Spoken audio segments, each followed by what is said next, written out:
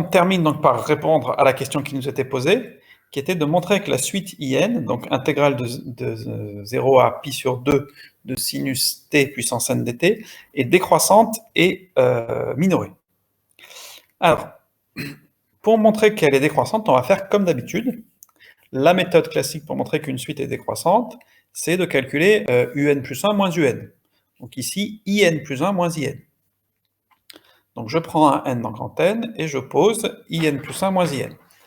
Donc je remplace bêtement, in plus 1 c'est l'intégrale entre 0 et pi sur 2 de sinus t puissance n plus 1 dt, et in c'est l'intégrale entre 0 et pi sur 2 de sinus t puissance n. Alors là on va utiliser à plein tout ce qu'on a démontré avant sur la linéarité, sur la positivité, sur la croissance. C'est un bon exemple parce qu'il vous permet d'utiliser toutes les propriétés qu'on vient de voir sur l'intégrale. Donc première chose, je vais utiliser la linéarité pour rassembler ces deux intégrales. Puisqu'on intègre entre 0 et pi sur 2, c'est le même intervalle pour les deux, donc je peux en faire une seule intégrale. Donc c'est l'intégrale de 0 à pi sur 2 de sinus t puissance n plus 1 moins sinus t puissance n. Ensuite, l'idée ici, c'est de dire que la puissance n plus 1, on va la séparer en deux puissances. C'est-à-dire que faire sinus t puissance n plus 1, ça revient à faire sinus t fois sinus t puissance n. Pourquoi faire ça? L'idée, c'est d'avoir la même puissance qui apparaît dans les deux termes. Là, je vais avoir une puissance n ici, une puissance n là. Donc, du coup, je vais pouvoir factoriser. Je vais pouvoir factoriser ces deux termes. J'ai un facteur commun ici. J'ai le facteur sinus t puissance n qui est commun à mes deux termes. Donc, je le mets en facteur ici. Et donc, il me reste ici sinus t, moins, puis là, n'oubliez pas de mettre le moins 1. Un facteur tout seul, ça veut dire qu'il y est une fois. Alors, pourquoi est-ce que ça, c'est intéressant? Là, il est hors de question de chercher à calculer ça. Vous avez vu que, déjà, pour n égale 2 et n égale 3, c'était assez compliqué de calculer ces intégrales. Alors, celle-ci, je vous en parle même pas.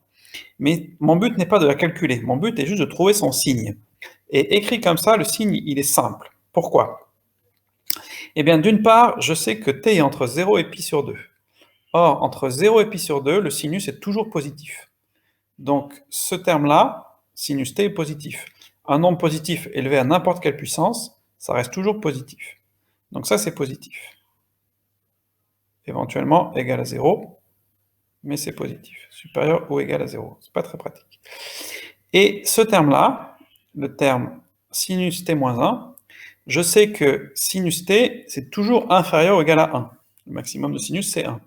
Donc sinus t moins 1, c'est toujours un nombre qui est négatif. Donc au contraire, ça c'est inférieur ou égal à 0. Donc j'ai le produit de deux termes, un terme ici qui est négatif et un terme ici qui est positif. Donc ce produit est négatif. Donc c'est ce que j'ai dit après. Pour tout t entre 0 et pi sur 2, le sinus est positif, donc sa puissance n est positive. Et sinus t est plus petit que 1, donc sinus t moins 1 est négatif. Donc du coup, le produit est négatif. Et on a dit tout à l'heure que l'intégrale d'une fonction négative, c'était l'opposé du nerf. Donc c'est un nombre négatif. Donc l'intégrale de 0 à pi sur 2 d'une fonction négative, c'est négatif.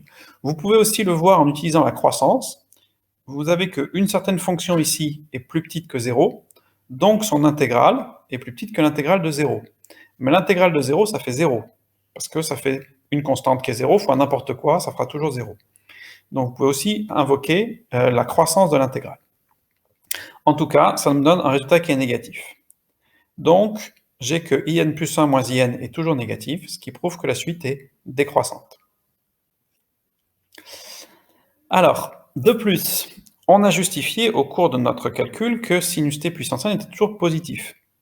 Du coup, par positivité de l'intégrale, pardon, in, qui est l'intégrale de sinus t puissance n, est aussi positif. Donc, ça me dit que la suite in est minorée par 0. D'accord? Du coup, puisque ma suite in, elle est décroissante et minorée, d'après le théorème des suites monotones, je sais qu'elle converge. Maintenant, vers quoi elle converge, ça, j'en sais rien du tout. Mais j'ai quand même réussi à montrer que cette suite convergeait, alors que je suis incapable, oui, de calculer les termes de la suite pour n suffisamment grand. Donc voilà pour ces deux applications de la linéarité et de la croissance de l'intégrale. Est-ce que vous avez des questions sur ce qu'on vient de voir?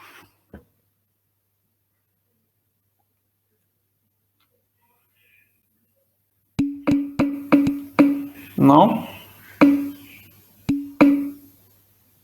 Très bien.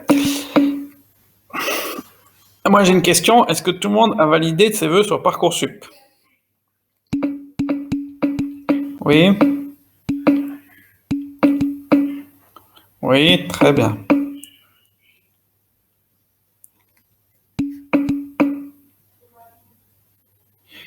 D'accord. Anis, tu valides tes vœux? Très bien. Alors, oui, tant que j'y pense, parce que Eden m'a posé la question, mais ça peut en concerner d'autres. Peut-être vous avez noté qu'en espagnol, votre moyenne correspondait pas tout à fait à la moyenne des 2 premiers trimestres. Ça vient du fait qu'en fait, Madame Agbo, elle a pas utilisé la remontée automatique depuis Parcoursup, mais elle a fait la moyenne à partir des notes que vous aviez. Et donc, du coup, comme il y a des arrondis qui peuvent être différents, parce que quand nous, on rentre les notes dans Parcoursup, elles sont arrondies. Après, votre moyenne est faite et la moyenne est elle-même arrondie. Donc, du coup, vous avez des arrondis qui se cumulent et donc vous pouvez avoir un léger écart entre la moyenne affichée par Parcoursup en espagnol et puis la moyenne de vos bulletins. Alors, Martial, tu dis pour la propriété qui va suivre, est-ce qu'on suppose que C est plus petit que B? Ben, on verra ça demain, Martial. D'accord? Mais la réponse c'est non. C n'est pas forcément plus petit que B. Ça marche tout le temps. Mais on verra demain pourquoi on n'en est pas encore là. Demain on fait cours à l'heure du cours, donc c'est 10h. Enfin, sauf si vous avez quelque chose d'autre, mais... Non, mais Monsieur Bourdet, il prend toutes mes heures. Il fait tout le temps cours sur mes heures, c'est pas possible. Et oui, c'est de 10 à 11 avec Monsieur Bourdet?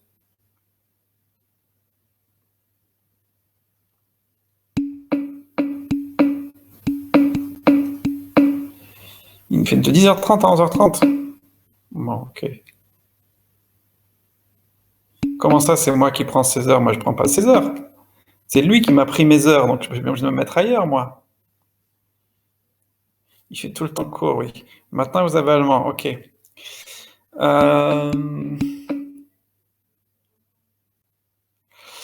Non, mais sinon, je vais vous laisser aller en philo à 10h30. Et du coup, ben, la semaine dernière, on avait fait cours après.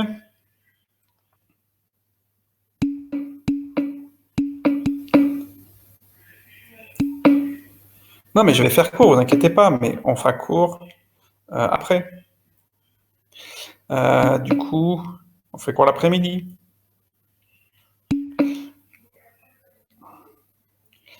Du coup, parce que moi j'ai un cours avec les premières à 14h30, donc on n'a qu'à dire qu'on fait cours à 15h45, ça vous va?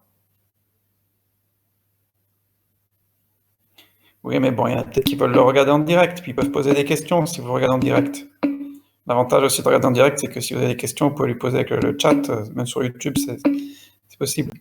Donc du coup, demain 15h45, et puis on continuera. On continuera ça. D'accord? Donc rendez-vous demain à 15h45, je vais envoyer un message à Madame Dallène pour qu'elle le mette sur le planning. Donc là, je vais vous mettre... donc j'ai déjà mis normalement les corriger les exercices sur les primitives, donc si vous ne les aviez pas fait, faites-les, sinon vous allez être perdus. Hein. Et puis, je vais vous donner quelques intégrales à calculer pour demain aussi. Donc faites-les, hein, c'est important. C'est de la technique, le calcul intégral, donc il faut s'entraîner. Après, je vous en donnerai d'autres pendant les vacances pour que vous puissiez vous exercer. Je crois que je vous l'ai déjà dit, mais moi, pendant les vacances, je ne fais pas cours. Hein. Pendant les vacances, moi, je suis en vacances. Et par contre, si vous avez des questions, je pourrais évidemment y répondre. OK? Bon, donc du coup, on se revoit demain pour le dernier cours avant les vacances à 15h45. C'est ça qu'on a dit? 15h45, ok. Normalement, on doit avoir des infos demain, oui, pour le bac. On verra. Donc, ce qui est sûr, c'est que vous ne passerez pas un bac normal, hein, ça c'est certain. Maintenant, quelles seront les conditions? On en saura plus peut-être demain, mais on verra. contrôle continu, mais il ne faut pas que ce soit tout au contrôle continu, parce que vous avez en général des bien meilleurs résultats au bac qu'au contrôle continu, en général. Donc, en moyenne. Donc, il va falloir trouver un système qui vous désavantage pas trop par rapport aux autres générations. Bon, de toute façon, on en saura plus demain. Et puis, voilà, donc d'ici demain, travaillez un petit peu vos primitives et vos intégrales, hein, parce que c'est quand même important. Et puis, si vous avez des questions comme ça, vous pourrez me les poser demain. Donc, on se retrouve demain à 15h45. Ne t'inquiète pas, Diogo, ça ne peut pas être que du contrôle continu, sinon il va y avoir beaucoup trop d'élèves qui n'auront pas le bac. Donc, il va forcément y avoir un aménagement, je ne sais pas lequel, mais ça ne peut pas être que du contrôle continu. Une chose secrète, oui. Allez, je vous laisse parce qu'il faut que je prépare les cours pour demain. Et puis, on se retrouve demain à 15h45.